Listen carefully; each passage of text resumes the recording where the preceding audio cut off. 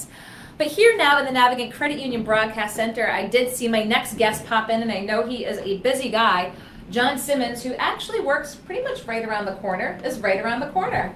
Thanks for coming in today. I'm going to have you put your right foot right here. Yes. This is the Mevo camera, and this is where we talk to folks about what's going on. So what is going on with paid leave going before Senate Labor tomorrow? We have a hearing, or actually the Senate Labor, the Senate Committee on Labor has the final date of consideration of a bill that would require employers within Rhode Island to provide paid sick leave. And we think it is a very bad bill that will not to occur. It does require mostly every employer to change its process to have it cost money. We feel that it's unnecessary and burdensome for, I think, the employers within the state. Now, we've heard it a lot from the Progressive Democrats. Obviously, this is something that's big and high on their list. Is there a compromise possible? Well, we would like to be able to have a conversation about it at some point, but the bill, as we understand it, without a sub-A, is the bill that was in there originally, which we believe it will have, I think, a devastating impact upon employers. About every employer would have to pay something in additional cost to the rest. And again, you've talked with a bunch of businesses. You know what they feel about this. Have you heard from any businesses that are okay with it? They are okay with the paid leave as a concept, since 80% of our employers provide it already, so that the paid time off. So it's not a concept that is foreign to them. 80% already do. Already doing it. Okay. But the problem is the bill itself says the accrual rates are different, how much you can give, when you give it, under what conditions. You have to keep separate records for it. So the administrative cost is there. Even companies that provide 2-3 times more are saying that this would cost them money because the accrual rates are different, that you can hold it over, et cetera, for different employers. So we believe that the bill itself doesn't match the reality which is occurring in Rhode Island.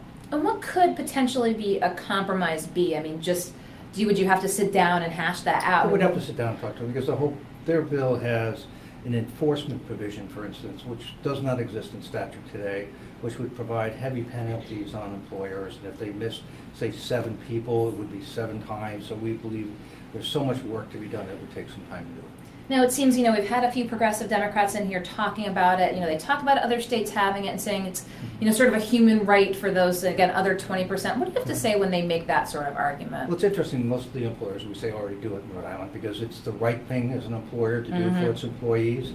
The question of the state telling the employer how to manage their business, we don't believe is real. And the other part of it is that the employers, and most of them would probably provide time off for the employee to meet requirements that are lesser than what is already provided in Rhode Island.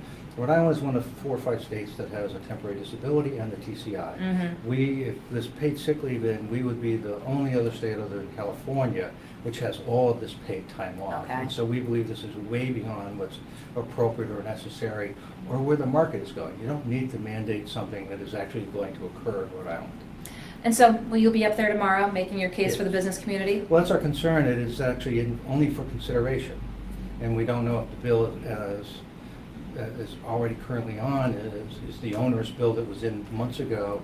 We don't know whether there's a sub-A. We don't know what's occurring, what's going to happen. The bill it would be just, we think, really damaging for the image of Rhode Island and for the cost. So this is why you're here today. I wanted to come into the studio, let folks know, let Yes. legislators know. Yes. What have your conversations with legislators been? Has it been along party lines? Has it been along conservative, progressive Democrat lines? What's the reaction you've gotten up there when you've made the case for the business community? You have some that are more moderate, some are more liberal or moderate, conservative, saying we shouldn't be doing this to employers within the community. We have a great business climate. We're a very expensive state to do it. Why are we adding this on? The progressives will turn to say, oh, there's this one mother who has a child. What happens to them? And so you have this weight of what is important in public policy or the cost of doing business in Rhode Island. Do you get a sense, because it's such a big issue for the progressive Democrats, we know how it works up there, there's maybe horse trading going on. Do you get the sense that maybe that this is something that, because it's such a big issue for the progressive Democrats, that there's an extra push kind of behind closed doors to try to make happen? We're trying to do our big push on the outside, transparent, so people know that if this occurs, this will have a negative impact upon the employment community in Rhode Island. And you can find more information on RIPEC's website if you want, again, about this for the business community.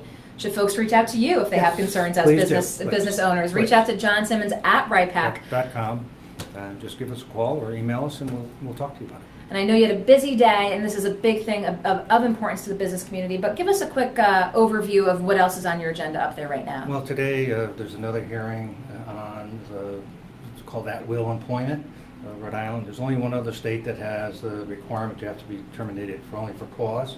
All the other 49 states do not. There's a piece of legislation making Rhode Island like Montana the at-will, and there's a couple of other things on it as well that we'll be watching for today, and then tomorrow is the one on paid sick leave. There's a couple of other bills up there as well that we're watching, and then we'll wait for Thursday on the debate on the budget. And what's your thoughts on the budget? It's only been a few days now, but lots of talk. Lots of talk about it. We think that on balance, it's a transitional budget. We like the idea that there's no broad-based taxes in it, that there is a fairly directional policy issue. The car tax does reduce a broad-based tax that will help the property tax ranking that we have in the state. That's one of the worst, and this will help us. Some of the items in the budget, of course, that we would prefer not to see, some of the one-time revenue issues that are there, call them scoops, so we prefer not to have them, but we realize that this is a number that makes up for the lack of surplus that did not occur from 17 to 18.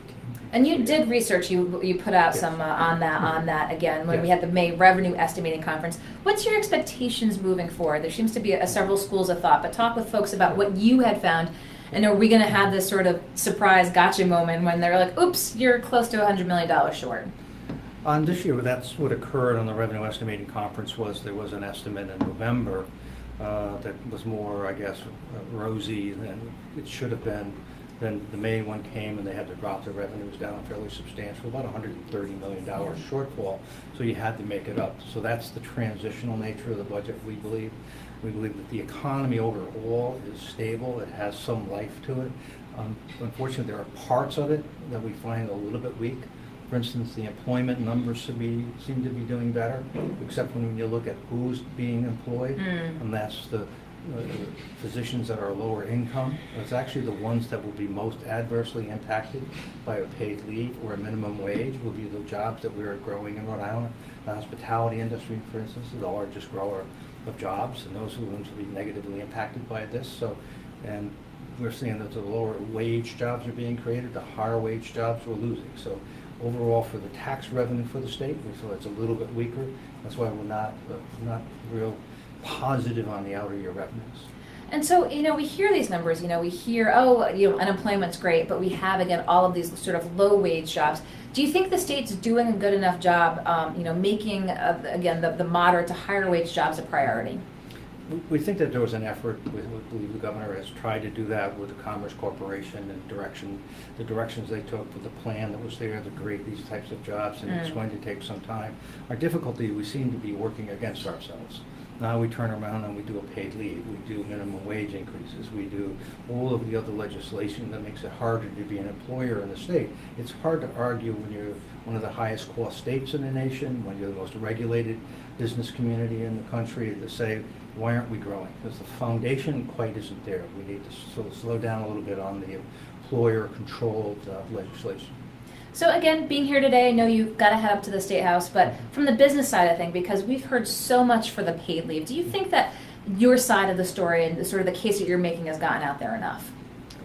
Well, we'll find out with the vote, whether we're successful in holding it off or some modification to it, so we'll find out. Again, looking to see if there's a modification. Again, this is the paid leave bill that will be before Senate Labor. Well, it's for consideration for tomorrow, but John Simmons with RIPEC wanted to come in again to make this case today about where the business community stands on this. So I appreciate you being able to come in. You're literally right around the corner over here. We're actually in the building upstairs, so thank you. Just go right around, walk up the stairs. Hopefully we'll have you in here soon, so I appreciate your coming in today. Thank you very much. Okay, thanks for coming in. Thank you. John Okay, Simmons bye-bye. with RIPEC. We're going to let him around the corner. Busy days right now.